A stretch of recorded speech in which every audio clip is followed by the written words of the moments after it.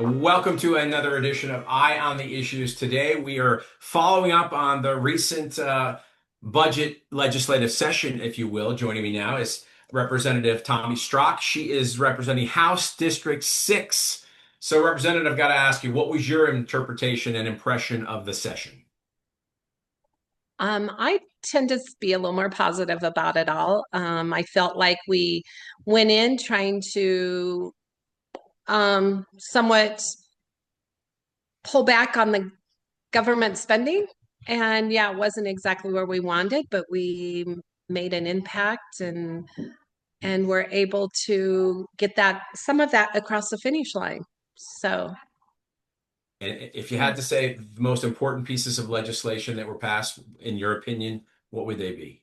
oh, the heartbeat bill for me is number one. To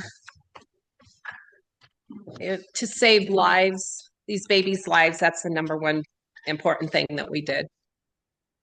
And we had a lot of children and parental rights that got through, and that was very important. And then I even feel like the recalibration that we did for the schools. It's something that hasn't been done in like 15 years. And we finally got that through, and that I think was very important. It gives Go explain a lot. Yeah, A lot more. Okay, so it's school for our schools here. And what it was, so I guess they were supposed to do it, is what I understand, every 5 years. And it's been like 15, nothing's been happening. And we were able to get it through. Just so sorry, I'm looking for my notes. Okay. And so what it was, what we got put back into place was money back in the classroom. So Wyoming had a block grant. And so pretty much the money was sent to each county, and they can do what they want with it and spend it. So our biggest problem in some of the areas, we would have ask for teachers to have raises, but it wasn't going to the teachers. And so they've really worked on some things for the teachers with this bill. And in general, the recalibrations, is requirement of Wyoming statute 21-13-309. And it is directed by the Wyoming Supreme Court to take place not less than every 5 years. And for the last 15 years, the legislature has been under a legal obligation to recalibrate the school finance and funding model, but has failed to do so. And so we finally got that done. And I think that was very important. And so really what did it put money back in classroom, and there was stronger support for teachers, and expanded career and technical education, and more opportunities for dual enrollment and student first funding models. So pretty much what it's, we really put an emphasis on children and the teachers this time. And I think I was really excited about it. A lot of debate over it. It took a lot of time, but it was one of the important ones to get through, along with that heartbeat bill. Sure. Now, you probably heard about the state of Texas, their school choice program. The first month, I think it went the website went open on February 4th. Within 1 month, 100,000 families signed up in the state of Texas. Oh my goodness, I did not hear that. And so, we had that, but right now it's still in court because they ruled it unconstitutional, that school of choice. So we got that passed last year. Mm-hmm. And that was huge. So it was a huge fight.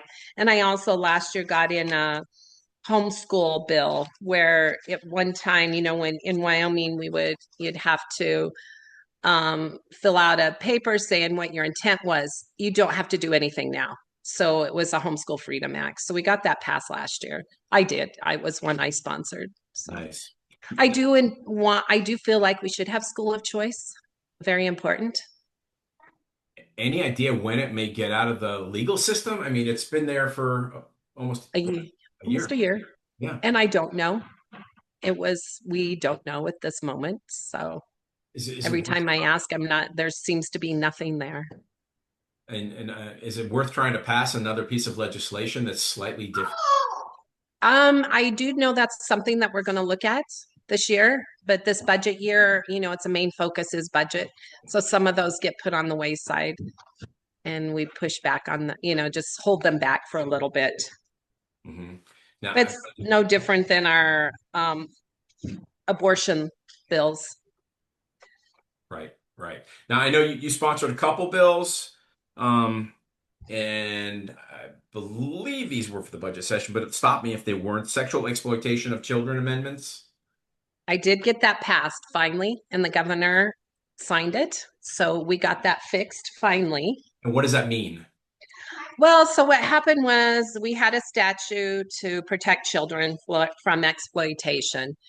And the sad thing about that, in that one statute lists all body parts of a person, but it left out chest or breast of a female person. So we had a case here, and I was asked to bring this by our one of our um, oh my goodness, why am I drawing a blank? But Detective Peach, Mhm. Ben Peach, he asked me to do this because they had a man that had taken pictures of his stepdaughter, and because it did not list that body part, he was not convicted. Oh, I did start this last year, and we went through the whole process, made it to the Senate, made it to the Senate floor, and never could move. It would never move up. right. And this year I brought it back and went into the Senate and found out that it was being held back by the Senate leadership last year. Mhm. So I made some phone calls and was like, I need some help.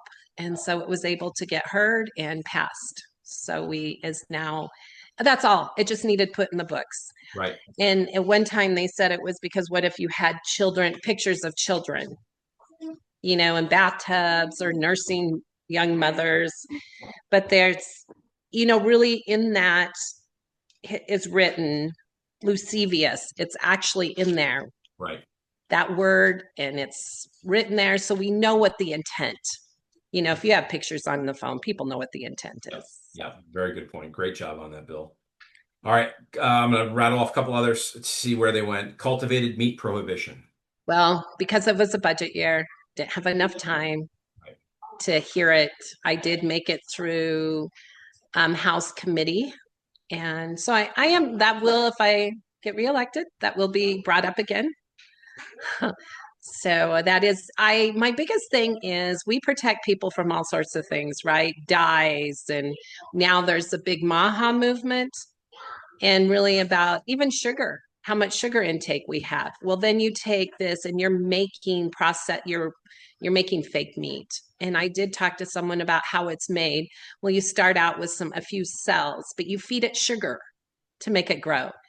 And then you feed it soy. Well, we all know what sugar and soy does to the body. And so I really hope we can get that through along with her. It hurts the industry, the ag industry anyway. So All right. And there were three others. If you want, I don't know if you want to touch base on either any one of them. The state engineers consumptive water study. I would love to. And, we're in a very dry condition in the West, very much so. So we've got all these industries that are coming in that will use our water and even our databases. And they were trying, and at one stage we had a fuel, they're trying to make hydrogen fuel out and use our water. Well, we've got so much natural gas here. Why are we doing anything with our water? And all these new industries, we want to make sure how much are they using? What are they how's that going to affect our groundwater and actually our well waters? Because it is a very dry, and we're in a drought to begin with, and it's not helping to bring in industries that are going to use our water for other than producing of food and drinking. So it did not make it. Another one that didn't make it. So we are, hopefully that is going to be brought up in select water. That's going to be one of our topics. Mhm. Good, good. Now, how about dissolution of limited liability companies remedies? Well, that one, it didn't get heard, but what happened was we had a statute last year, and pretty much what happened, and this one I was not as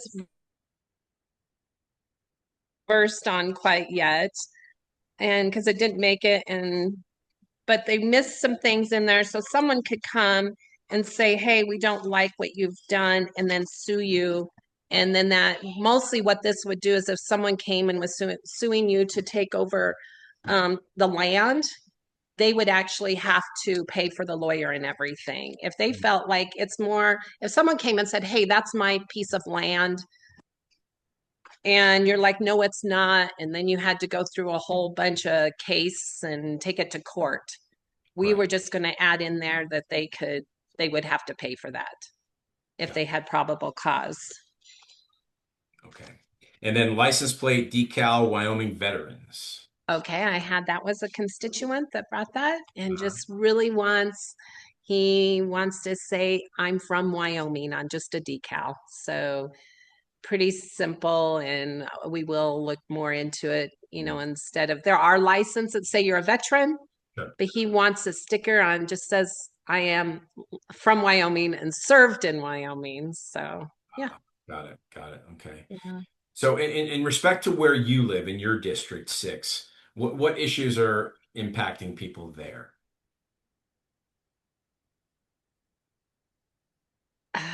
Well, depends on who you ask, right? Good point. Anyway, so of course, wind and water are a big deal. We had a big issue on the wind turbines in state lands. I don't know how much you know about that.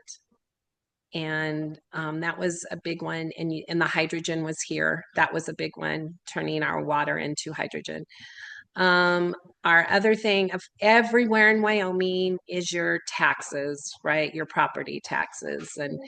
And that's always a big issue for everyone. And the schools, that seems to be our main topics. We are very much in Converse County, though, very heavy in minerals. Mhm. So anything to do with your minerals and coal. We've got coal here, like Campbell in here. And so it's our coal and our oil and our gas, and uranium is very big in Converse County. So those are all some really high topic that really people are usually concerned about. And I will tell you, it doesn't matter what county you're in, schools seem to be the hot topic too. And Understood. it's probably that way throughout the country, I would say so. Schools are it, and the school choice has become I so popular. assume, in every state. Yep, absolutely. So besides what we just spoke about, is there anything else Mhm. you're looking at or going to monitor over the next year prior to the next session?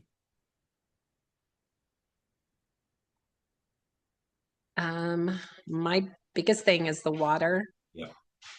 and the lack of water here, and what we're doing with our water rights. That's a big deal.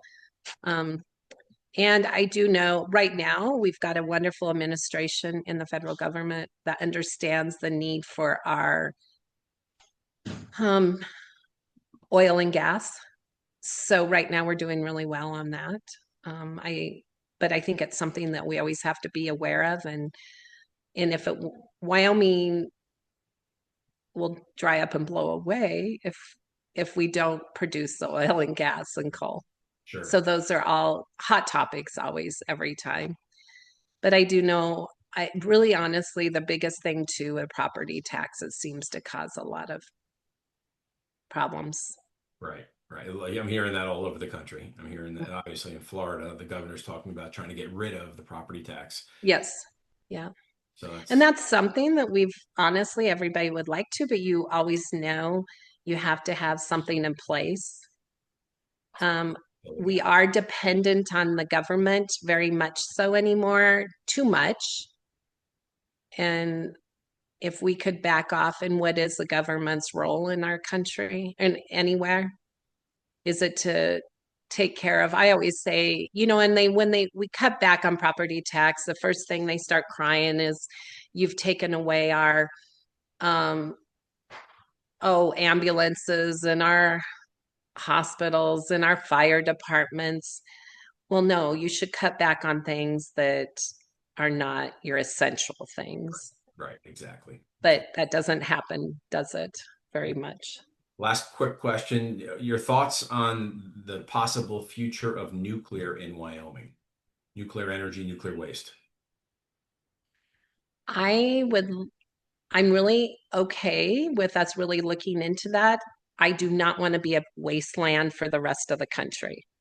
That was a hot topic very close to us, and I got involved in that.